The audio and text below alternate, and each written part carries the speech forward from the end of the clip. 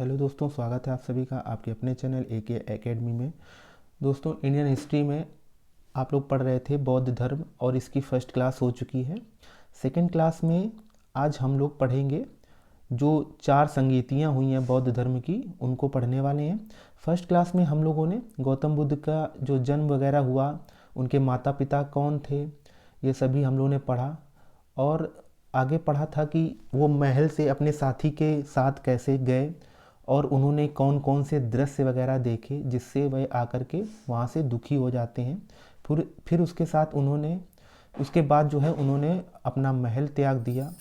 महल त्यागने के बाद उन्होंने 6 वर्ष तक तपस्या की और महाज्ञान की प्राप्ति की।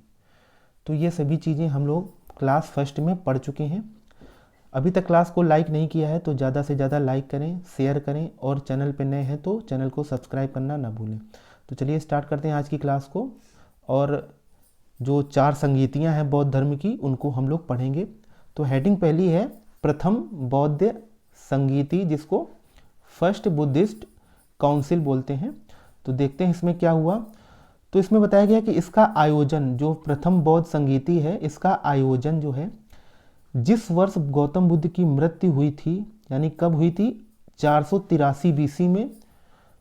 तो जिस वर्ष गौतम बुद्ध की मृत्यु हुई थी उसी वर्ष यह बौद्ध संगीति करवाई गई थी। और जगह कौन सी थी, तो राजगृह की सप्तपर्णी गुफा में यह प्रथम बौद्ध संगीति कराई गई थी, जिसे हर्यक वंश के शासक का नाम दिया गया है अजात शत्रु। तो हर्यक वंश के शासक कौन थे, अजात शत्रु ने करवाई थी, जिसकी अध्यक्षता किसने की थी, यानी प्रथम बौद्ध संगीति की अध्यक्षता किसने की थी, तो महाकश्यप, या इसे महाकश्यप भी बोलते हैं, ने करवाई थी। यह एक खुद बुद्धिस्ट मॉन्क था, यानी बौद्ध भिक्षु था। तो इसने इसकी अध्यक्षता की थी और करवाई किसने थी ये बौद्ध संगीति, तो अजात शत्रु ने करवाई थी, जो कि हर्यक वंश का शासक था। तो याद रखिएगा, प्रथम बौद्ध संगीति जगह थी राजगृह की सप्तपर्णी गुफा में, हर्यक वंश के शासक ने करवाई थी, जिसका नाम अजात शत्रु था। और अध्यक्षता किसने की थी, तो महाकश्यप ने इसकी अध्यक्षता की थी। चलिए आगे बढ़ते हैं। नेक्स्ट, इसी में बताया गया कि प्रथम बौद्ध संगीति में 2 बौद्ध ग्रंथ जोड़े गए, जिन्हें क्या बोला गया, पिटक बोला गया। जिन्हें क्या बोला गया, पिटक बोला गया। तो कौन कौन से, तो पिटक में 2 बौद्ध संगीति में जो है 2 बौद्ध ग्रंथ जोड़े गए। कौन कौन से, तो पहला था सुत पिटक, दूसरा है विनय पिटक। तो इन्हीं दोनों को क्या बोला गया, पिटक बोला गया। तो ये चीज आप लोग याद रखिएगा कि पिटक किसे कहा गया, जो 2 बौद्ध ग्रंथ जोड़े गए थे उनको पिटक बोला गया। सुत पिटक, विनय पिटक। सुत पिटक में क्या बताया गया कि बुद्ध की शिक्षाएं लिखी गई। जो सुत पिटक था हमारा, इसमें सुत पिटक में जो बुद्ध द्वारा शिक्षाएं दी गई थी, ये सभी शिक्षाएं इसमें लिखी गई थी, जिसकी रचना किसने की थी, तो आनंद ने की थी। तो याद रखिएगा, आनंद कौन थे, तो गौतम बुद्ध के प्रधान शिष्य थे। 2 शिष्य बताए गए थे। लास्ट क्लास में बताया गया था आप लोगों को कि गौतम बुद्ध के प्रधान शिष्य आनंद और उपाली हुए थे। तो सुत पिटक की रचना किसने की, आनंद ने की। विनय पिटक में क्या बताया गया, बौद्ध संघ के नियम बताए गए, रूल्स ऑफ बुद्धिज्म, यानी बौद्ध संघ के नियम बताए गए। सुत पिटक में बौद्ध संघ की शिक्षाएं बताई गई, बुद्ध की शिक्षाएं। तो याद रखिएगा, तो विनय पिटक में बौद्ध संघ के नियम जो बताए गए और इसकी रचना किसने की, तो उपाली ने की थी। तो याद रखिएगा, सुत पिटक की रचना आनंद ने की, इसमें बुद्ध की शिक्षाएं लिखी गई। विनय पिटक की रचना उपाली ने की और इसमें बौद्ध संघ के नियम बताए गए। तो ये चीजें याद रखिएगा। और ये दोनों जो है बौद्ध ग्रंथ प्रथम बौद्ध संगीति में जोड़े गए थे। इस बात को याद रखिएगा बिल्कुल। आगे बढ़ते हैं। नेक्स्ट पॉइंट है कि बुद्ध धर्म के ग्रंथ पाली भाषा में लिखे गए। इंपॉर्टेंट पॉइंट है, कभी भी पूछा जा सकता है और एग्जाम में पूछा भी गया है कई बार, कि बुद्ध धर्म के जो ग्रंथ हैं वो किस भाषा में लिखे गए। तो याद रखिएगा, पाली भाषा में लिखे गए। आइए दूसरी देखते हैं। दूसरी यानी द्वितीय बौद्ध संगीति, सेकेंड बुद्धिज्म काउंसिल। तो इसमें बताया गया कि द्वितीय बौद्ध संगीति का आयोजन पहली वाली, यानी यही बताया गया है कि द्वितीय बौद्ध संगीति का आयोजन पहली वाली बौद्ध संगीति के लगभग 100 साल बाद हुआ। जो द्वितीय बौद्ध संगीति है इसका आयोजन जो है, जो पहली वाली बौद्ध संगीति हुई थी उसके 100 साल बाद इसका आयोजन किया गया। आगे बढ़ते हैं और नेक्स्ट पॉइंट देखते हैं। नेक्स्ट में बताया गया है कि 383 बीसी में काल अशोक, नाम याद रखिएगा, काल अशोक नामक राजा ने वैशाली में दूसरी बौद्ध संगीति का आयोजन कराया। तो याद रखिएगा दूसरी जो है बौद्ध संगीति किसने कराई, तो काल अशोक ने कराई। कहाँ पे, वैशाली नामक जगह पर ये जो है दूसरी संगीति का आयोजन करवाया गया।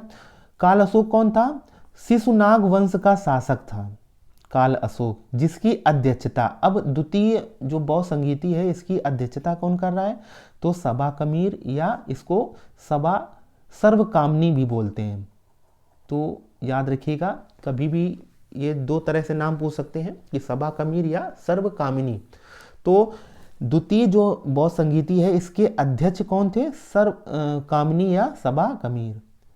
तो आप लोग ये चीज़ याद रखिएगा, द्वितीय बौद्ध संगीति है इसको किसने कराया, काल अशोक। काल अशोक जो है शिशुनाग वंश का शासक था। कहाँ करवाई गई, वैशाली में कराई गई। और इसकी अध्यक्षता किसने की, तो सबा कमीर या सर्वकामिनी ने इसकी अध्यक्षता की। आगे बढ़ते हैं, नेक्स्ट देखते हैं। जो अब बात आती है कि जो इसमें सबा कमीर ने इसकी अध्यक्षता करवाई, तो अभी तक क्या था कि बौद्ध धर्म में शामिल होने के लिए गृह त्याग करना पड़ता था। ये फर्स्ट क्लास में बताया गया है कि बौद्ध भाई गौतम बुद्ध ने भी जो बौद्ध धर्म की स्थापना की थी और इसके लिए उन्होंने क्या किया था, अपने गृह का यानी घर का त्याग किया था। तो यही नियम चल रहा था कि अभी तक बौद्ध धर्म में शामिल होने के लिए गृह त्याग करना पड़ता था, ये चीज़ याद रखिए। लेकिन अब जो बौद्ध धर्म में अनुयायी थे, जो बौद्ध धर्म के अब जो फॉलोअर्स थे, उन्हें दो भागों में बांट दिया गया। यानी अब जो द्वितीय बौद्ध संगीति से क्या हुआ कि जो बौद्ध धर्म के फॉलोअर थे यानी अनुयायी थे, उनको दो भागों में बांट दिया गया। यानी बौद्ध धर्म में शामिल होने के लिए अब दो तरीके बना दिए गए। तो ये बात याद रखिएगा कि द्वितीय बौद्ध संगीति से क्या हुआ, यानी अभी तक क्या चलता आ रहा था कि बौद्ध धर्म में शामिल होने के लिए गृह त्याग करना पड़ता था। लेकिन अब जो है बौद्ध धर्म के जो फॉलोअर्स होंगे, द्वितीय बौद्ध संगीति से बताया गया कि जो फॉलोअर्स आएंगे उनको दो भागों में बांटा गया।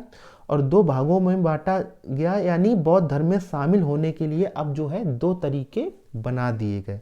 तो वही तरीके बताए गए हैं। बौद्ध धर्म के जो अनुयायी थे उनको दो भागों में बांटा गया। कौन कौन, एक कहलाए स्थावीर और एक दूसरे कहलाए महासंघिक कहलाए। जो स्थावीर थे तो इनमें क्या है, जो लोग गृहस्थ जीवन में रहकर बौद्ध धर्म को अपनाएंगे वह क्या कहलाएंगे, स्थावीर कहलाएंगे। यानी दो भागों में जो फॉलोअर्स बट गए थे, तो पहला था स्थावीर, इसमें शामिल होने के लिए यानी ये जो थे ये लोग क्या कर सकते थे कि गृहस्थ जीवन जीकर भी यह बौद्ध धर्म को अपना सकते थे, इनको गृह त्याग करने की जरूरत नहीं थी। महासंघिक के लोग क्या है कि जो लोग गृह त्याग करके यानी महाभिनिष्क्रमण करके बौद्ध संघ अपनाएंगे। यानी महासंघिक में वह लोग आते थे जो अपने घर को त्याग देते थे, और गृह त्याग करने की घटना क्या कहलाती थी बौद्ध धर्म में, तो महाभिनिष्क्रमण करके। तो ऐसे लोग ही बौद्ध धर्म अपनाएंगे। तो ये लोग कौन कहलाए, महासंघिक कहलाए। आई होप यहाँ तक आप लोगों को समझ में आ गया होगा। चलिए आगे बढ़ते हैं। नेक्स्ट है तृतीय बौद्ध संगीति, थर्ड बुद्धिस्ट काउंसिल। इसमें क्या बताया गया कि 251 बीसी में मौर्य वंश के शासक अशोक, अब याद रखिएगा कि जो द्वितीय बौद्ध संगीति थी वह काल अशोक था, करवाया था उसने। और वह कौन था? शिशुनाग वंश का शासक था। लेकिन जो तृतीय बौद्ध संगीति करवा रहे हैं यह मौर्य वंश के शासक हैं और इनका नाम अशोक है। तो यहाँ पे कंफ्यूज मत होइएगा। यहाँ पे यानी तृतीय बौद्ध संगीति 251 बीसी में मौर्य वंश के शासक अशोक ने तृतीय बौद्ध संगीति पाटलिपुत्र में करवाई, जिसकी अध्यक्षता मोगलीपुत्तिस या इसको टिक्सा भी बोलते हैं या तिस के नाम से भी जाना जाता है, ये तीनों नाम एक ही नाम है, के द्वारा कराई गई। तो याद रखिएगा तृतीय जो बौद्ध संगीति है यह 251 बीसी में कराई गई। किसने कराई? मौर्य वंश के शासक अशोक ने करवाई। और कहाँ पे करवाई? पाटलिपुत्र में कराई। और इसकी अध्यक्षता किसने की? मोगलीपुत्तिस या टिक्सा या तिस, एक ही नाम है, के द्वारा कराई गई। ये बात याद रखिएगा। आगे बढ़ते हैं। नेक्स्ट बताया गया अशोक ने बौद्ध धर्म में तीसरा पिटक जुड़वाया। अभी कितने पिटक थे? तो 2 पिटक थे। अब ये तीसरा पिटक जुड़वाया जो कि जिसे क्या कहा गया? अभिधम्म पिटक कहा गया। इसकी रचना किसने की? टिस्सा ने की थी, याद रखिए। नेक्स्ट पॉइंट है कि बौद्ध धर्म की शिक्षाएं अशोक को, जो बौद्ध धर्म की शिक्षाएं हैं अशोक को उपगुप्त द्वारा दी गई थी। तो याद रखिएगा ये पॉइंट इंपॉर्टेंट है, पूछा जा सकता है कि अशोक को बौद्ध धर्म की शिक्षाएं किसके द्वारा दी गई? तो आप लोग बताएंगे उपगुप्त द्वारा दी गई थी। नेक्स्ट है मोगलीपुत्तिस ने ही अशोक का धर्म परिवर्तन करवाया। तो जो मोगलीपुत्तिस था यानी तृतीय बौद्ध संगीति का अध्यक्ष था, उसने ही अशोक का धर्म परिवर्तन ही करवाया था। आगे बढ़ते हैं। जो तीसरा पिटक जोड़ा गया यानी अब जो है बौद्ध धर्म के 3 ग्रंथ हो गए थे। कौन कौन से? तो सुत्त पिटक, विनय पिटक और तीसरा जुड़वाया गया अशोक के द्वारा अभिधम्म पिटक। इन तीनों पिटकों को क्या बोला गया? त्रिपिटक के नाम से बोला गया, इनको जाना गया।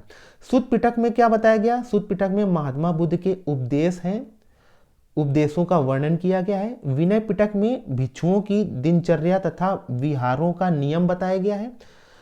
तीसरे में अभिधम्म पिटक में बुद्ध के उपदेशों का दार्शनिक विवेचन किया गया है। आगे बढ़ते हैं। नेक्स्ट है चतुर्थ बौद्ध संगीति।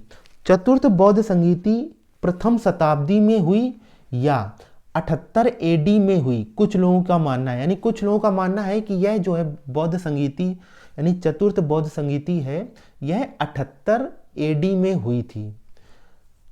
नेक्स्ट पॉइंट है चतुर्थ बौद्ध संगीति का आयोजन कनिष्क, जो कनिष्क कौन था? कुषाण वंश का शासक था, ने 81 एडी में करवाई। याद रखिएगा चतुर्थ बौद्ध संगीति है, इसको किसने करवाया? कनिष्क, जो कि कुषाण वंश का शासक था, इसने 81 एडी में करवाई। और ये इसने कहाँ पे स्थान क्या था? तो जो कि कश्मीर के कुंडल वन में करवाई गई। तो याद रखिएगा चतुर्थ बौद्ध संगीति किसने करवाई? कनिष्क ने करवाई। और कहाँ पे? कश्मीर के कुंडल वन में करवाई थी। आगे बढ़ते हैं। कनिष्क के दरबार में 2 बौद्ध भिक्षु थे। जो कनिष्क के दरबार में 2 बौद्ध भिक्षु हुए, कौन कौन से?